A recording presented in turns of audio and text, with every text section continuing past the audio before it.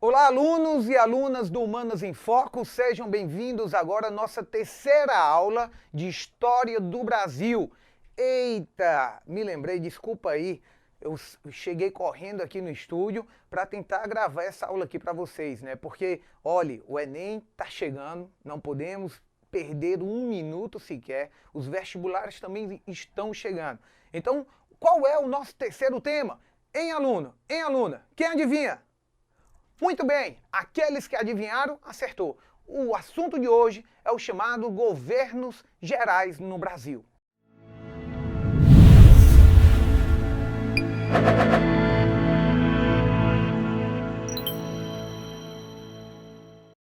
Governos Gerais no Brasil. Primeira coisa, vamos tentar recordar um pouquinho da nossa aula passada, vamos tentar lembrar um pouquinho. Na nossa primeira aula, a gente falou sobre o processo do descobrimento do Brasil, ó. Descobrimento, entre aspas, não esqueça disso, porque a gente tem que lembrar que o Brasil, ele não foi descoberto pelos portugueses. O período antes era o período que a gente chamava de pré-cabralino.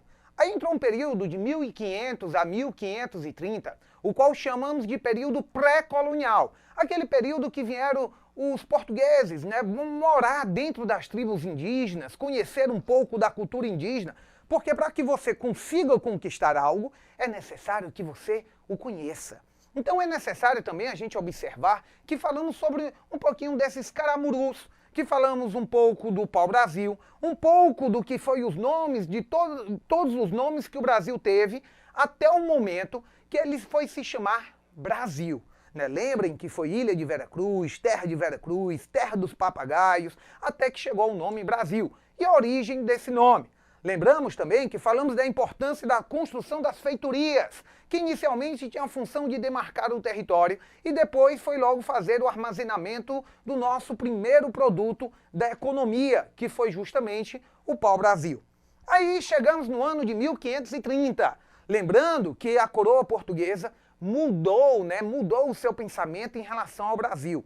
Por que, professor? Por que, Barata? Porque, meu amigo, em 1526 tinha aparecido aquela história da crise do Oriente. Aí em 1530, aí sim, começamos o que a gente chama de período colonial brasileiro. Por quê? Porque agora começou aquela história da colonização. Falamos sobre a construção da primeira vila, a Vila de São Vicente, construída por Martins Afonso de Souza, o primeiro colonizador do Brasil.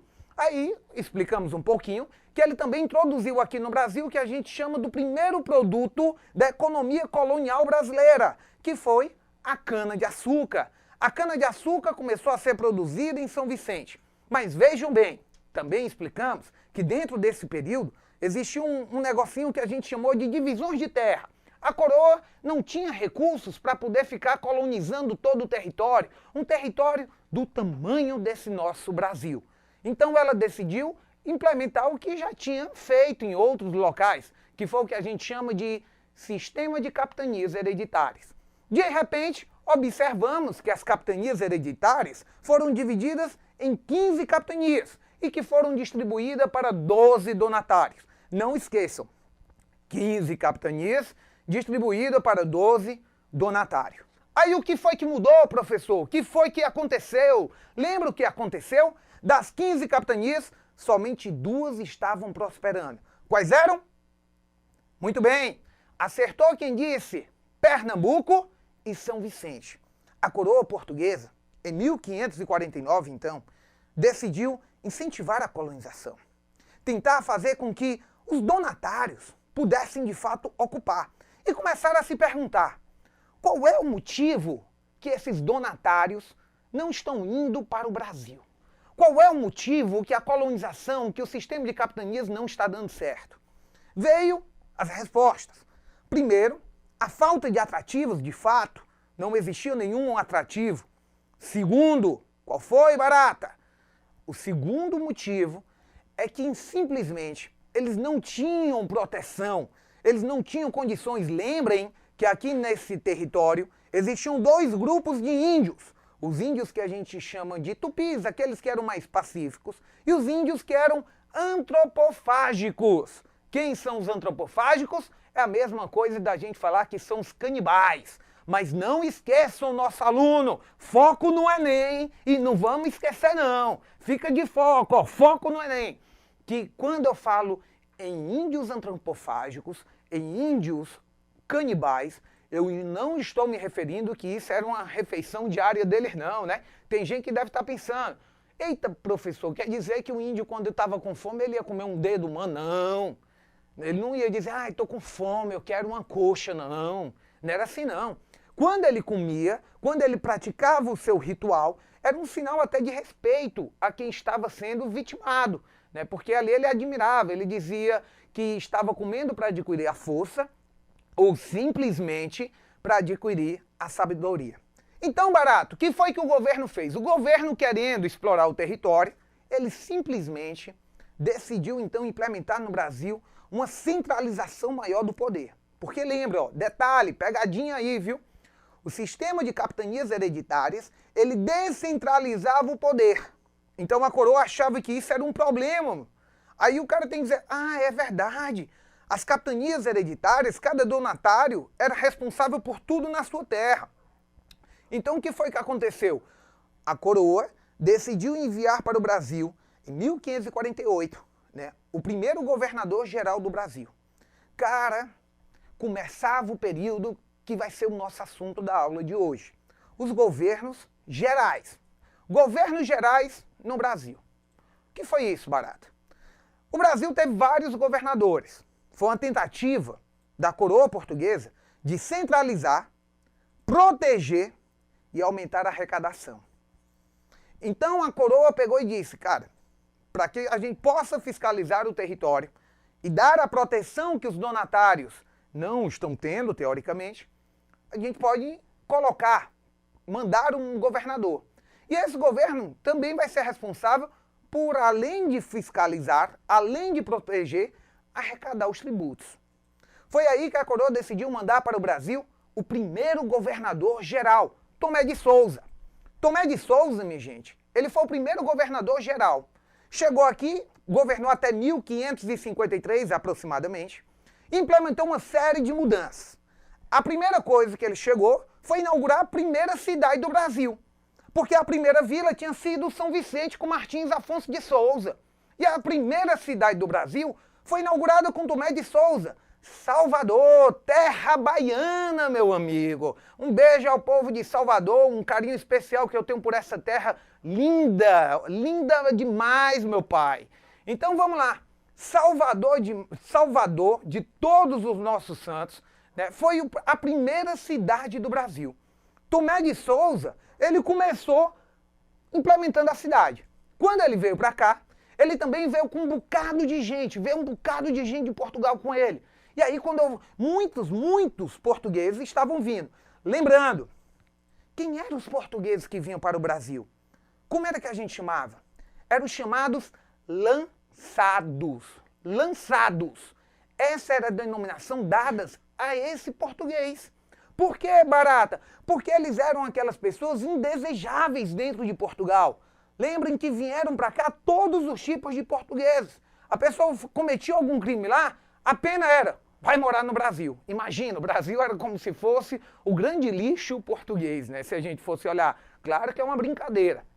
Então observe, os portugueses mandaram para a gente o que a gente chama de lançados.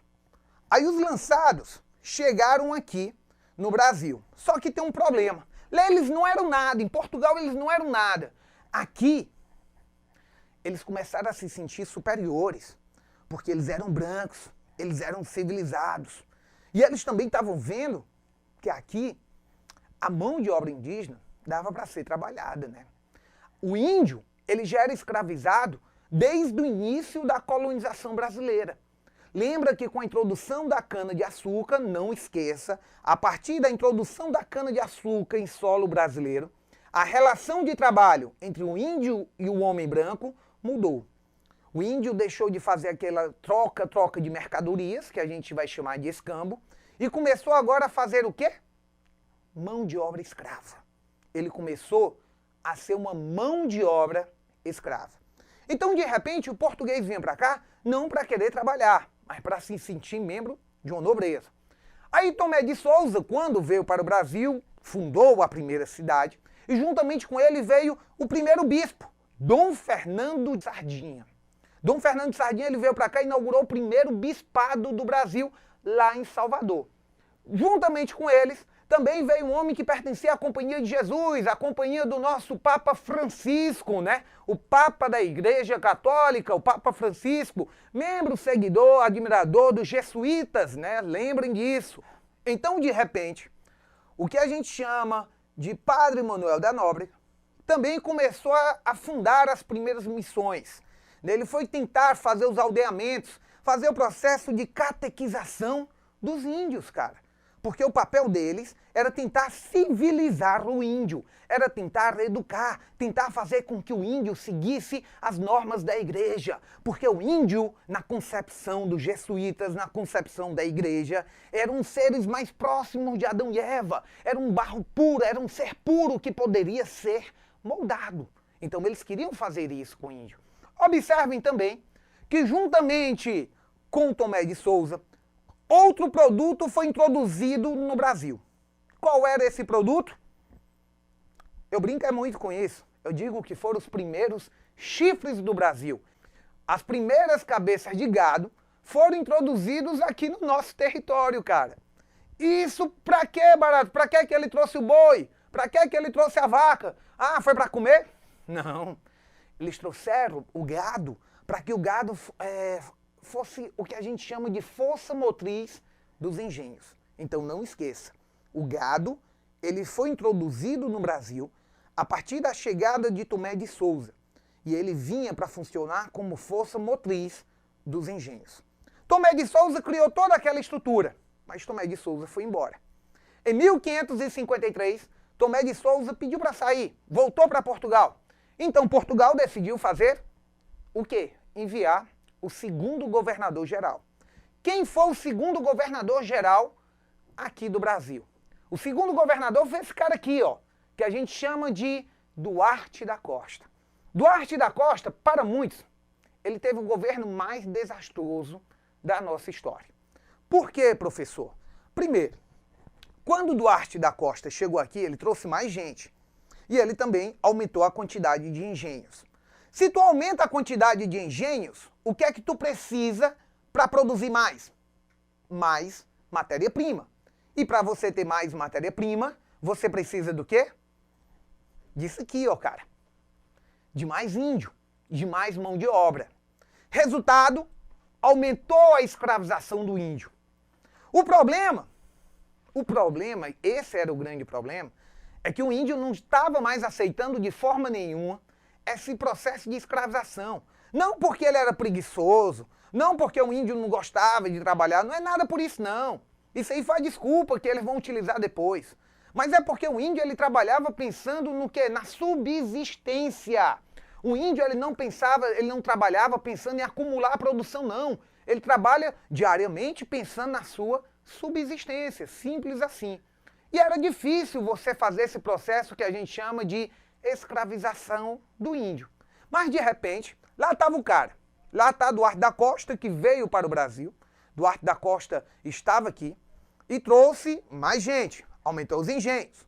Começou de repente a aumentar a quantidade de mão de obra escrava para trabalhar na produção da cana. Ó. Olha a imagem, olha um índio trabalhando nessa produção. Então de repente, o que é que vai acontecer, barata? Ficou muito mais fácil a pessoa começar a buscar a mão de obra escrava indígena dentro das missões, porque esses índios, teoricamente, seriam mais domesticáveis, né, seriam mais mansos, se a gente fosse olhar, do que pegar o índio brabo, o índio selvagem. Duarte da Costa, ele entrou no conflito direto com Dom Fernando de Sardinha, governo contra a Santa Igreja Católica. E aí que foi o problema. Para piorar a situação, o índio que estava sendo escravizado, começou a se rebelar. Formou o que a gente chama de resistência indígena no recôncavo baiano. Os índios começaram a resistir o processo de escravidão, começaram a se rebelar muito, a lutar contra o português. Duarte da Costa estava aqui. Lembrem que José de Anchieta também tinha vindo juntamente com Duarte da Costa, era mais um jesuíta. As missões estavam sendo praticamente destruídas pelo homem branco, o próprio homem branco, aquele que criou, estava destruindo. E aí, o Brasil estava uma bagunça geral. Os jesuítas foram então e fundaram o que a gente chama o Colégio de São Paulo. São Paulo de Piratininga, né, que eles até brincam. Então observem que o Colégio de São Paulo, que vai dar origem à cidade de São Paulo, terra da garoa, terra bela também. Então, de repente, um beijo a todos aí, os paulistanos que nos acompanham, né, e que marcam a presença aqui também no Humanas em Foco. Então, um abraço aí e estamos sempre disponíveis a vocês. Então, observe o seguinte. De repente, ele fundou o Colégio de São Paulo, que vai dar origem à cidade de São Paulo. Tá joia? E isso a partir dos jesuítas. Foi dentro do governo de Duarte da Costa. Mas vejam também que a igreja estava sem relação nenhuma com Duarte da Costa. A relação estava muito interrompida, estava muito entrelaçada, né? Não tinha mais aqueles contatos, né? A igreja não aceitava mais os poderes de Duarte da Costa. E aí, meu amigo, com toda a confusão que estava tendo, lá na Europa, estava tendo um negócio de reforma e contra-reforma religiosa, que meu amigo Hugo depois vai explicar para vocês. Né? O professor Hugo Sobreira vai explicar isso depois lá para vocês, lá na frente ele explica. Mas, rapidamente, vamos lembrar que a Santa Igreja Católica, ela fazia um processo de perseguição a quem não era católico, aos chamados protestantes. E aí vocês lembram que muitos franceses e até ingleses fugiram da Europa para fugir dessa perseguição. Ingleses acabaram indo para os Estados Unidos. Já franceses queriam um pedaço desse novo mundo, do chamado Novo Mundo.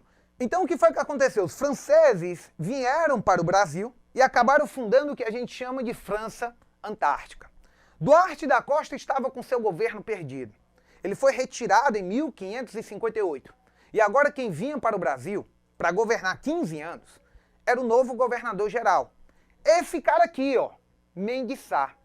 Mendes Sá veio para o Brasil e assim que ele chegou no Brasil, ele vinha com funções de garantir a posse desse território, fazer com que esse território desse frutos e lucros à coroa portuguesa. Quando chegou aqui, lembrem que ele vai ter alguns probleminhas. Como qual, professor? Primeiro, ele tinha que acabar com as invasões francesas. Os franceses tinham ocupado uma região do nosso território. Ó. Eles tinham ocupado, os franceses tinham fundado o que a gente chama de França Antártica. Então, de repente, o que foi que aconteceu? Mendes Sá chamou o seu sobrinho Estácio de Sá para poder expulsar os franceses aqui do Brasil. Estácio de Sá entrou no conflito contra a França Antártica e garantiu a vitória para os portugueses. Expulsou os franceses daqui que não iriam desistir de pegar uma porção de terra desse novo mundo. Né? Logo depois, os franceses vão conseguir fundar o que a gente chama de França Equatorial, um pouquinho mais na frente na nossa história. E até hoje, você vê a presença francesa de colonização lá no que a gente chama de Guiana Francesa, na América do Sul. Né? Então, continuando, voltando para o nosso assunto. De repente, Estácio de Sá, que é nome de escola de samba, nome de universidade, nome de comunidade desse povo alegre do Rio de Janeiro, ele simplesmente fez o quê, cara? Ele expulsou e fundou a segunda cidade do Brasil. A segunda cidade brasileira, São Sebastião do Rio de Janeiro. Essa foi a segunda cidade brasileira fundada. São Sebastião, padroeiro hoje do Rio de Janeiro. Então, de repente, ele fundou a segunda cidade do Brasil. Morreu com a flechada na boca, ou melhor, na bochecha. Ele levou uma flechada na bochecha e acabou morrendo, cara. Só que Mendes Sá estava aqui no governo. Lembrando também que no governo Mendes Sá, merece destaque, o primeiro acordo de paz entre o índio e o homem branco de toda a América. O primeiro acordo de paz que os índios e os homens brancos fizeram na América. Esse acordo de paz é o que a gente chama de Tratado de Paz de Iperóigue. O Tratado de Paz de Iperóigue colocou um ponto final no conflito entre os indígenas e os portugueses.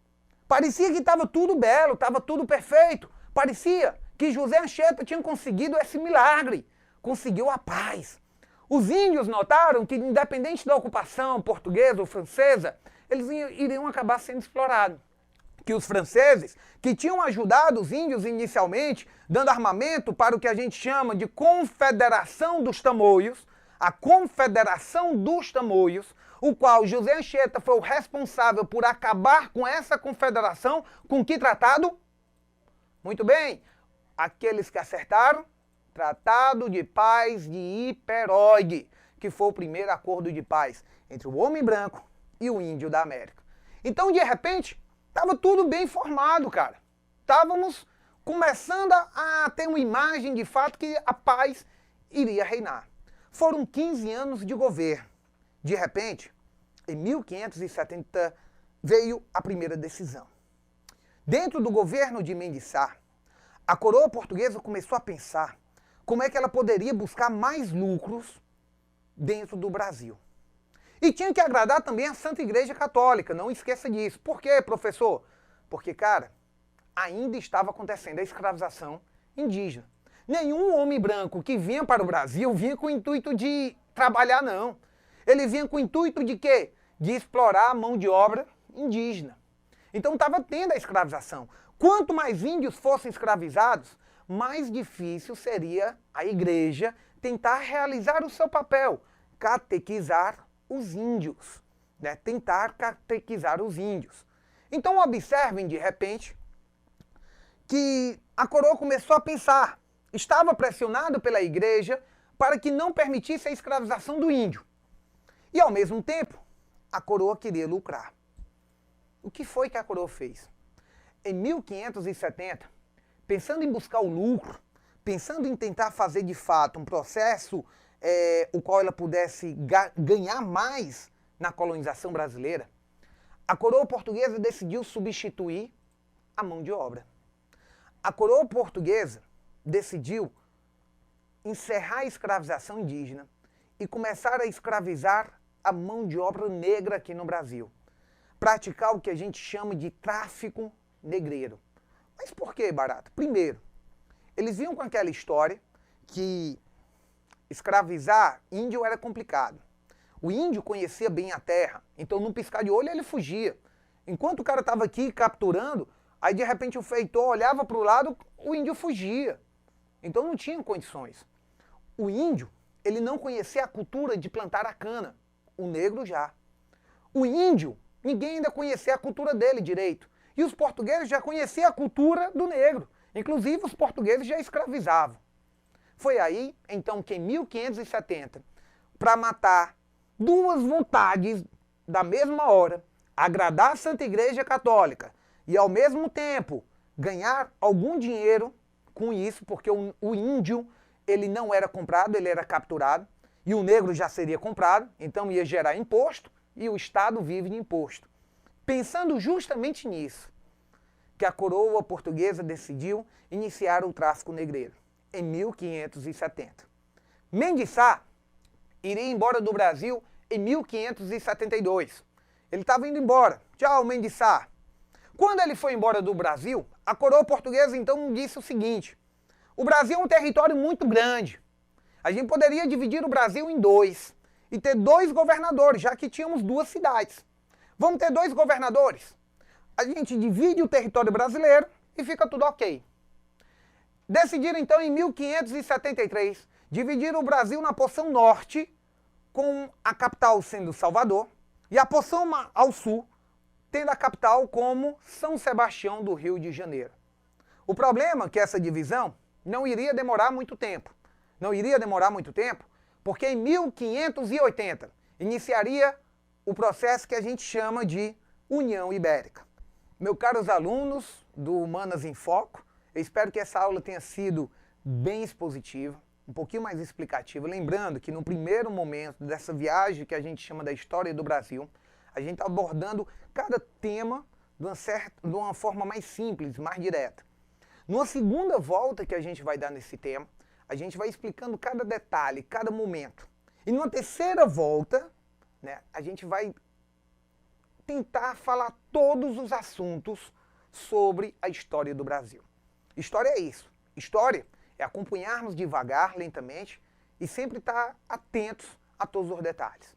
Por isso, peço para que vocês acompanhem, baixem o nosso TD, resolvam os TDs e confiram os gabaritos. Qualquer coisa, qualquer dúvida, estaremos sempre à disposição no nosso e-mail de contato. Então, um beijo e até a nossa próxima aula. Fiquem com Deus.